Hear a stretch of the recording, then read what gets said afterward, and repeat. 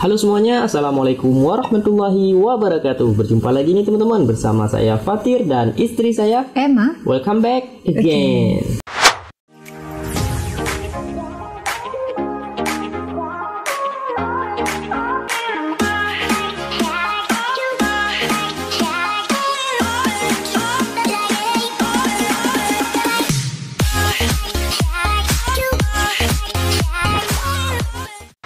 Wow, tak terasa ternyata hari ini sudah lebaran. Aduh. Ya Allah, selamat menyambut hari kemenangan. Ya, selamat Hari Raya Idul Fitri 1442 Hijriah. Minal aidin wal faizin. Mohon maaf lahir dan batin. Wow. Nah, hari ini udah memasuki lebaran kedua ya. Iya, betul sangat. Kedua kemarin kita sudah sholat Idul Fitri. Nah, pada sholat Idul Fitri di mana nih? Nah, lancar tak ya? Ya, lancar lah ya. Kalau kami sholatnya di Biren ya, di Aceh di Biren. Dan kami pun pada hari lebaran kedua nih sayang ya. Lebaran kedua nih kami hanya di rumah saja nih. Iya, tak ada kemana-mana Tak ada ya. kemana-mana karena berhubung kami pun lagi nabung ya supaya doakan ya supaya kami cepat sampai ke Malaysia. Ya, biar bisa jalan-jalan ya lebaran di sana gitu. Ya. Nah, udah pada beli baju baru belum? Apa beli baju baru udah lebaran langsung pakai lah. Langsung pakai ya. Kalau di Malaysia tuh baju lebarannya baju Melayu ya. Iya betul sangat. Cantik sangat loh, suka kali suka ya, apalagi kalau yang cowok pakai tuh. Ciri khasnya Best, gitu ya. kan. Bagus itu tempatnya rapi. Tapi kalau di tempat kita nggak ada ya baju kayak gitu.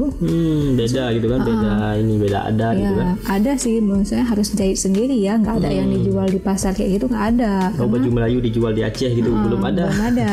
Tapi ada yang suka loh baju Melayu ya. Suka gitu kan. Oke teman-teman, di video kali ini kita bakal nge-reaction video apa nih sayang? Video tentang lebaran dong, karena kan kita ini lagi hari-hari lebaran ya, masa lebaran, jadi kami bakalan nge-reaction salah satu video lebaran di Malaysia nih. Nah, jadi video kali ini bertajuk apa nih istriku? Nah, ini kan agak bikin penasaran sih ya, jadi judulnya itu Kenapa Bunga Api dan Mercun Diharamkan di Malaysia. Hah? Mercun itu diharamkan di Malaysia? Karena kan kalau lebaran itu dia identik memang dengan bunga api ataupun mercun ya, apalagi anak-anak Ya, gitu ya kan, betul. pasti pada main bunga api gitu, main mercun gitu. Itulah udah kesenangan tersendiri untuk Iya, anak-anak gitu kan. tapi di Malaysia ternyata tak boleh ya, diharamkan ya. Diharamkan. Kenapa nih?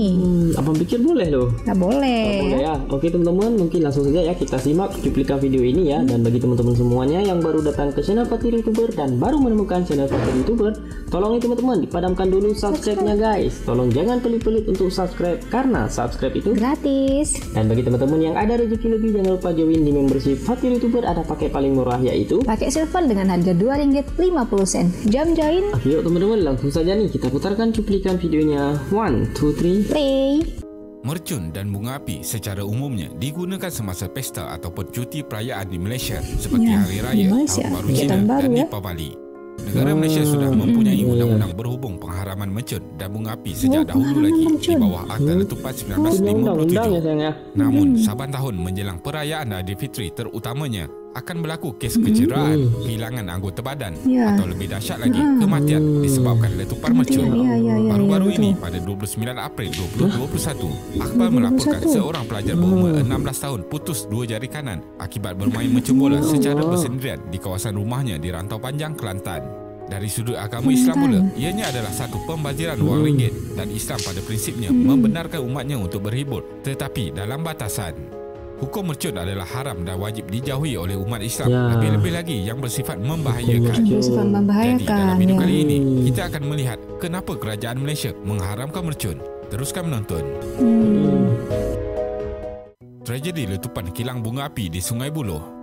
Pada kira-kira jam 3.45 petang 7 Mei 1991, ya. penduduk di kawasan Sungai Buloh, Lahir, Selangor adik. dikejutkan dengan satu letupan yang sangat kuat. Sebuah kilang mercun iaitu Bright Sparkle Sendirian Berhad yang beroperasi di Sungai Buloh terbakar dan meletup secara tiba-tiba. Letupan yang sangat kuat ini menjadi salah satu tragedi merah yang akan diingati rakyat Malaysia dengan gelaran seakan Hiroshima kecil, di mana telah Hiroshima mengubah polisi kecil. undang-undang negara berkaitan penjualan mercun sehingga ke hari ini. Berdasarkan laporan polis, 3 kali letupan besar berlaku, yang mana letupan kedua berjarak 10 minit daripada letupan pertama dan letupan ketiga adalah letupan yang paling kuat, berlaku kira-kira 5 minit selepas letupan kedua. Gegaran dirasai sehingga hampir 7 km dari lokasi kilang dan telah menyebabkan harta benda di kawasan perumahan berhampiran musnah. Beberapa kilang lain di kawasan berdekatan juga turut terbakar. Letupan ini dikatakan berpunca daripada 200 tan belerang di dalam kilang terbakar. Kebakaran yang berlaku amat besar dan memerlukan hampir 50 anggota bomba untuk memadam api sehingga ke larut malam. Kilang mercun yang telah beroperasi secara haram sejak tahun 1978 ini juga mempunyai tempat simpanan bahan bakar letupan yang besar di bawah tanah.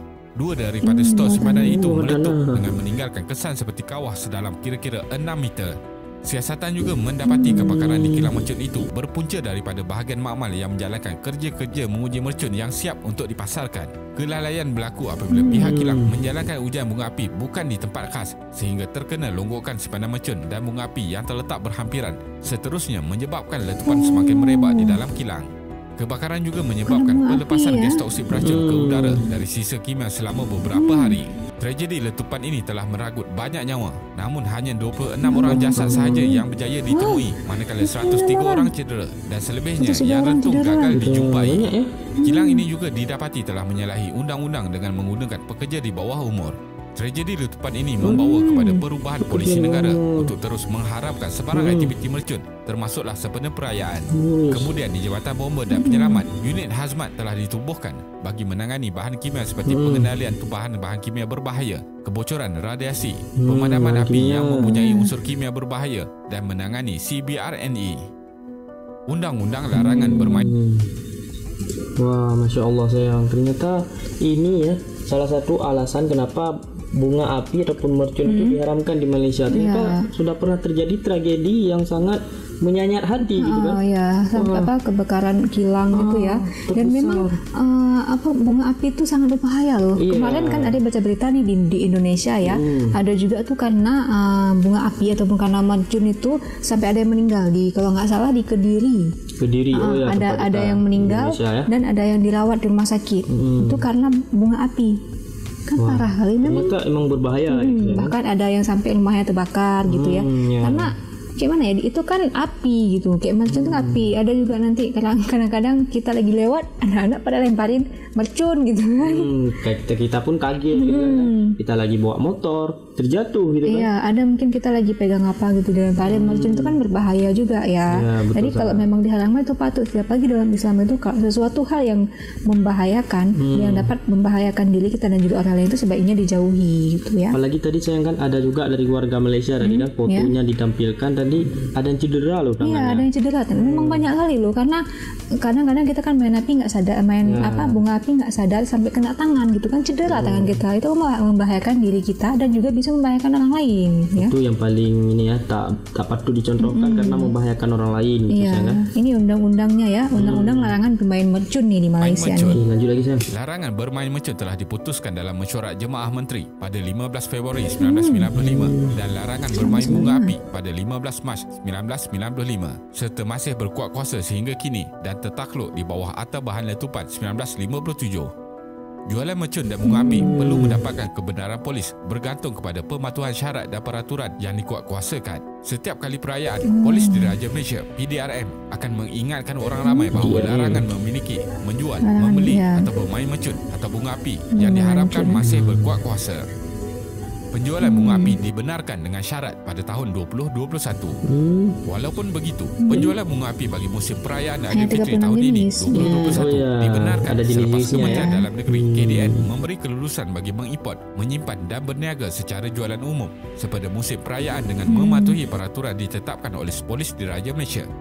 Antara syarat yang perlu dipatuhi ialah penjualan dilakukan oleh peniaga kecil atau peruncit dan pasaraya berwarga negara Malaysia sahaja dan perlu mempamerkan. Harus warga Malaysia. Iya, berarti harus warga Malaysia sahaja yang menjual, dan itu pun terbatas. Terbatas hanya 36 jenis, itu memang sudah dipilihkan ya.